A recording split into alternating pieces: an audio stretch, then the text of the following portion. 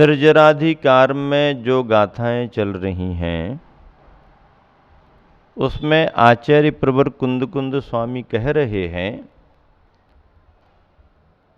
कि जिसके जीवन में परमाणु मात्र भी राग विद्यमान है, राग जीव का अपना एक भाव है जो विभाव के रूप में है, ऐसा विभाव का भाव राग अथवा द्वेष, राग द्वेष की कणिका विद्यमान है। कणिका बहुत बड़ी बात तो बहुत आगे की है, एक कण भी, लेश मात्र भी, परमाणु मात्र भी जिसके अंदर राग विद्यमान है, वह भले ही सभी शास्त्रों का ज्ञाता क्यों न हो, वह अपने आप को नहीं जान सकता। अब आप प्रश्न करोगे कि अपने आप को क्यों नहीं जान सकता, अपने आप को जाने बगैर इतने शास्त्रों का ज्ञाता कैसे होगा? देखो, शास्त्रों का ज्ञाता होना तो ज्ञानावरणी कर्म का क्षयोपशम है। उस क्षयोपशम के बल पर शास्त्रों का ज्ञाता हो सकता है, पर शास्त्रों का ज्ञाता होना आसान बात है, आत्मज्ञाता होना कठिन बात है। कहते ना, कितना ही पढ़ लो लेकिन 2.5 अक्षर का ज्ञान नहीं हो पाया। सारे ग्रंथ पढ़ लिए पर 2.5 अक्षर का ज्ञान नहीं हुआ। तो सारे ग्रंथ पढ़ लिए और 2.5 अक्षर का ज्ञान नहीं हुआ, ऐसा कौन सा ज्ञान है? तो उन्होंने कहा आत्मा, आत्मा में 2.5 अक्षर हैं। अब आत्मा का ज्ञान तो हुआ नहीं, आत्मा का ज्ञान नहीं हुआ तो सारे शास्त्रों को क्यों पढ़ लिया? देखो, अभव्य जीव को भी ज्ञानावरणी कर्म के क्षयोपशम से सारे शास्त्रों का ज्ञान हो सकता है। 11 अंग का पाठ ही हो सकता है, द्वादशांग तो नहीं होगा, लेकिन 11 अंग तक का ज्ञान हो जाएगा उसको। अभव्य है और 11 अंग का उसको ज्ञान हो गया, तो ऐसे 11 अंग का पाठी अभव्य भी इतना बड़ा ज्ञान और ज्ञाता हो जाता है कि हम और तुम सुनकर के बहुत आश्चर्य करोगे। अभव्य जीव स्वयं मोक्ष नहीं पा पाता, लेकिन उसके उपदेश से असंख्यों भव्य जीव मोक्ष चले जाते। अभव्य को तो पुल के समान कह दिया। पुल नदी के दोनों किनारों से जुड़ा हुआ बना है, इस किनारे से जुड़ा, इस किनारे से जुड़ा, गाड़ी वाहन आने जाने वाले उस पुल के माध्यम से पार होते जा रहे, लेकिन पुल वहीं पर जहां था वहीं का वहीं। अभव्य जीव अपनी योग्यता से निर्वाण प्राप्त नहीं कर पाता, ये बात अलग है। सम्यक दर्शन, सम्यक ज्ञान, सम्यक चारित्र, रत्नत्रय उसको नहीं होगा, लेकिन वह अपनी कसायों की मंदता से और ज्ञानावरणी कर्म के क्षयोपशम से बाह्य तपस्चरण करता हुआ, बाह्य से निर्ग्रंथ मुद्रा ले लेगा, बाह्य से रत्नत्रय का पालन करेगा, बाह्य से तपस्चरण करेगा, तो बहिरंग में सब कुछ करता है, अच्छे से अच्छा करता है। हो सकता है उसके सामने भव्य जीव, भव्य मुनि भी उतना ना कर पाए, इतना अभव्य कर लेता है, लेकिन वह अभव्य, अच्छा, उस तपस्चरण से अभव्य 9वें ग्रेविक तक चला जाता है, द्रव्य संयम के प्रभाव से, निर्दोषता से। और हो सकता भव्य जीव निर्दोष रत्नत्रय का पालन करने वाला दूसरे, चौथे, 5वें, 10वें स्वर्ग में रह जाए। अभव्य और भव्य की परिभाषा ये है कि जिसमें रत्नत्रय प्रकट करने की योग्यता होती है वो भव्य, और जिस जीव में उसके चेतन भावों में रत्नत्रय प्रकट नहीं हो पाता है वो अभव्य माना जाता है।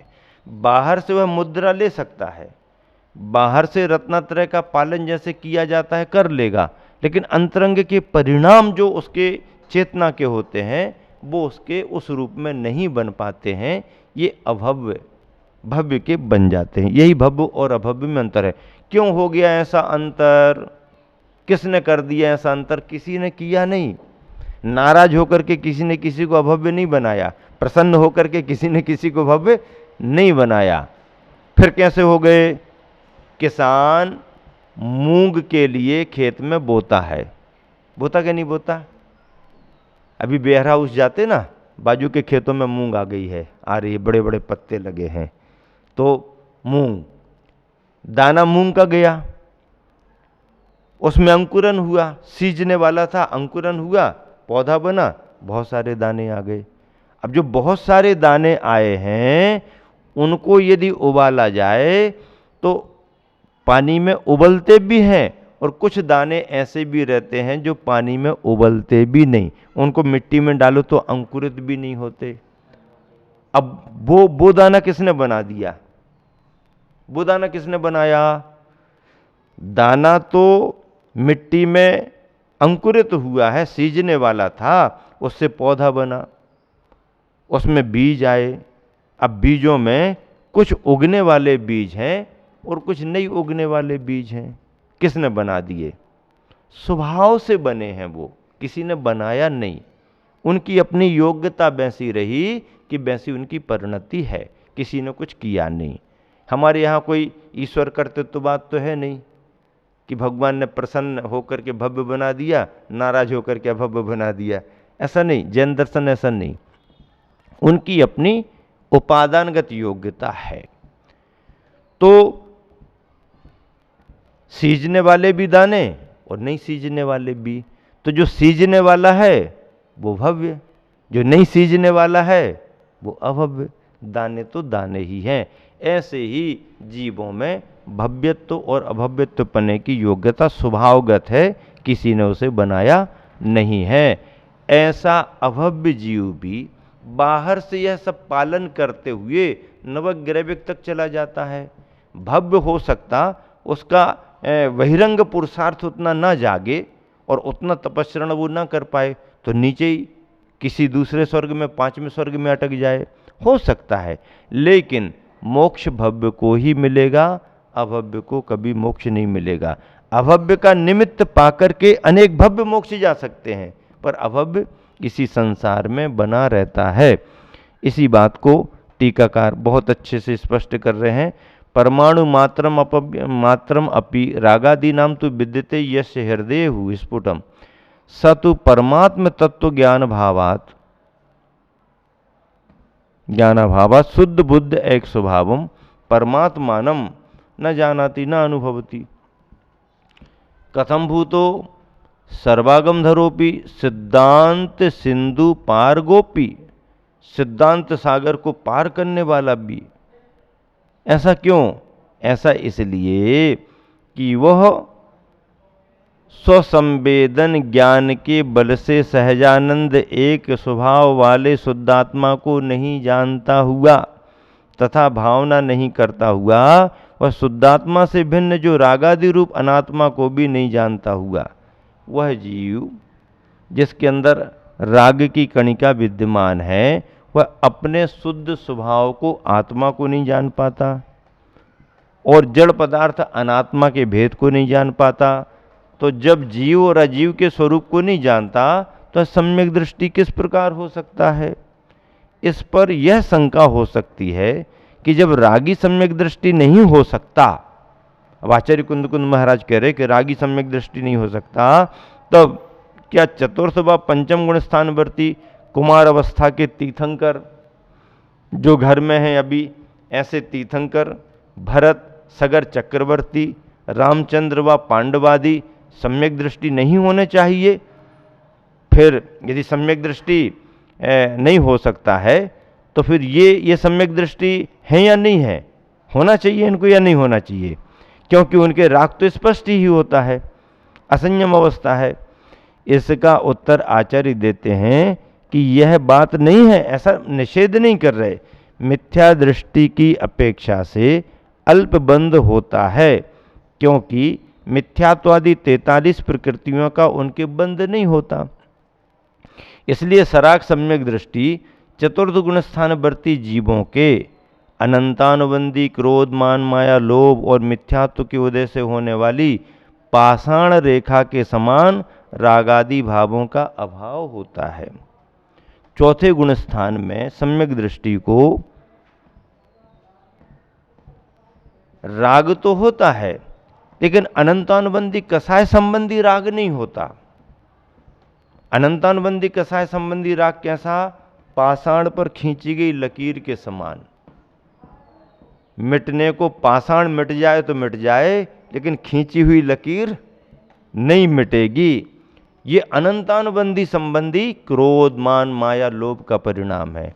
तो सम्यक दर्शन होने पर अनंतानुबंधी कसाय तो चली गई, मिथ्यात्व तो चला गया, उससे संबंधित कर्म का अभाव हो गया बनने वाले। ऐसा फिर पंचम गुण स्थानवर्ती जीवों की अप्रत्याख्यान आवरण क्रोध, मान, माया, लोभ के उदय से होने वाली भूमि रेखा के समान रागादिकों का अभाव। अनंतानुबंधी अनंत काल तक चलती है। अप्रत्याख्यान सम्यक दर्शन की भूमिका में 6 महीने तक कसाय रहती है और वो टूटती है, उसका संस्कार टूट जाता है। जैसे 6 महीने तक रामचंद्र जी लक्ष्मण के साथ परछाई सम्यक दृष्टि थे, तो 6 महीने के आखिरी में वो संस्कार टूट गया। यह बात पहले भी समझा चुके, किंतु इस ग्रंथ में तो पंचम गुणस्थानवर्ती जीवों से ऊपर के गुणस्थानवर्ती बीतराग सम्यक दृष्टि जीवों की ही मुख्यता से ग्रहण किया है। क्या कह रहे हैं? अत्र तु ग्रंथे, पहले भी कहा था, पुनः कह रहे, अत्र तु ग्रंथे पंचम गुणस्थानात् उपरितन गुणस्थानवर्ती नाम बीतराग सम्यक दृष्टि नाम मुख्य वृत्त्या ग्रहणम सराग सम्यक दृष्टि नाम तु गौण वृत्त्यति व्याख्यानम सम्यक दृष्टि व्याख्यान काले सर्वत्र तात्पर्येण ज्ञातव्यम कह दिया। क्या कह रहे हैं? इस ग्रंथ में तो पंचम गुणस्थानवर्ती जीवों से ऊपर के गुणस्थानवर्ती वीतराग सम्यक दृष्टि जीवों को ही मुख्यता से ग्रहण किया है। मतलब घर में रहने वाले अविरत सम्यक दृष्टि और घर में रहने वाले वृत्ति श्रावक श्राविकाओं की भूमिका इसमें नहीं है। इसका मतलब है महाव्रतों के साथ निर्ग्रंथता के साथ जीवन बिताने वाले मुनियों को मुख्य रूप से ये समय सार है। जहां कहीं भी मुख्यता है, सराग सम्यक दृष्टियों को यहां पर गौण रखा गया है। गौण उनका कोई प्रसंग नहीं है, सराग सम्यक दृष्टियों का यहां पर प्रसंग नहीं है, उनको गौण रखा है। जहां भी इस ग्रंथ में सम्यक दृष्टि का प्रसंग आवे, जहां भी इस ग्रंथ में सम्यक दृष्टि का प्रसंग आवे, वहां सर्वत्र ऐसा ही समझना चाहिए कि यह बीतराग सम्यक दृष्टियों के लिए ही है, बीतराग सम्यक दृष्टि को ही ज्ञानी कहा है। विशेषार्थ आचार्य महाराज कहते हैं कि जिसके हृदय में कुछ भी राग का अंश है तो उसका मन उस राग से अनुलिप्त है, लेकिन जरा सा वो चर्म के अंदर चला गया तो फांस तनकसी तन में साले, तो वो कष्ट देती रहती है। तो ऐसे ही राग का अंश जिस किसी रूप में भी, अच्छा राग का अंश ऐसे जाता नहीं है, हमने ऐसा निकाला फेंक दिया, भले हम उसको अपना स्वभाव नहीं मानते हैं, पर उसकी स्थिति अपने हिसाब से ही जाती है। 10वें गुणस्थान तक राग का अंश बना रहता है। 6ठे 7वें गुणस्थान को छोड़ो, ध्यान में जो महाराज जी बैठे हैं, ऐसे 8वें गुणस्थान, 9वें गुणस्थान, 10वें गुणस्थान तक राग का अंश, लोभ कसाय का सूक्ष्म अंश 10वें गुणस्थान तक रहता है। वो हमारे करने से नहीं है, वो स्वभाव से है, प्रकृति से है, वो जाएगा उसी गुणस्थान में जाएगा, पहले हम उसको हटाना चाहें हटेगा नहीं। हाँ, तो ऐसा अपने जो अपने आप को शुद्ध अनुभव नहीं कर सकता है, आत्मा से भिन्न रहने वाले अकेले राग का भी अनुभव नहीं कर सकता, वह तो दोनों का मिश्रित अनुभव करता रहेगा। तब फिर सही सही अनुभव करने वाला सम्यक दृष्टि कैसे कहा जा सकता है? तात्पर्य यह है कि यहाँ पर दृष्टि शब्द का अर्थ श्रद्धा रूप ना लेकर, दृष्टि शब्द का अर्थ श्रद्धा रूप ना लेकर अनुभूति रूप लिया है। यहाँ पर सम्यक दृष्टि जो भी आता है उसको श्रद्धा से ना लेके अनुभूति से लिया है। अनुभव तो प्राणी स्वयं जिस अवस्था में होता है उसी अवस्था का किया करता है। जैसे जो दुखी होता है वह अपने आप को दुखी, और जो सुखी होता है वह अपने आप को सुखी अनुभव करता ही करता है। इसी प्रकार राग सहित अशुद्ध अवस्था में अपने आप का अशुद्ध ही अनुभव होगा। ऐसी दशा में वह सम्यक दृष्टि सही अनुभव करता कैसे हुआ? हाँ, जहाँ दृष्टि शब्द का अर्थ श्रद्धा लिया जाता है वह सराग दशा में अपने आप को रागादि सहित अनुभव करते समय भी शुद्ध हो सकने का श्रद्धान होने से, मेरा स्वभाव शुद्ध है, राग आत्मा का स्वभाव नहीं है, ऐसा श्रद्धान होने से मैं तो वर्तमान में रागादि भावों से लिप्त होने के कारण से अशुद्ध हूँ, किंतु ये तो सब संयोगी भाव हैं, अतः इन्हें दूर हटाकर शुद्ध हो सकता हूँ इत्यादि सम्यक दृष्टिपना बन सकता है। किंतु वह अर्थ यहाँ पर अभीष्ट नहीं है, श्रद्धान के रूप में अर्थ यहाँ पर अभीष्ट नहीं है, किंतु अनुभूति परक अर्थ यहाँ पर अभीष्ट लिया गया है। और आचार्य प्रवर जयसेन स्वामी ने बहुत अच्छे से स्पष्ट कर दिया है टीका में कि पंचम गुणस्थानात् उपरितन गुणस्थान वर्तिनाम वीतराग सम्यक दृष्टि नाम मुख्य वृत्त्या ग्रहणम। मुख्य रूप से, प्रधान रूप से वीतराग सम्यक दृष्टि को ही यहाँ पर ग्रहण किया गया है। दोनों गाथाओं के पद्यानुवाद को भी यहाँ पर पढ़ते हैं। गुरुवर आचार्य ने बहुत अच्छा पद्यानुवाद किया। तू राग को तन के भी तन में रखेगा, शुद्धात्म को फिर कदापि नहीं लखेगा। होगा विशारद जिनागम में भले ही, आत्मा त्वदीय कुछ औभव में डुले ही। आत्मा न आत्म अनात्म को लखेगा, सम्यक तो पात्र किस भांति अहो बनेगा।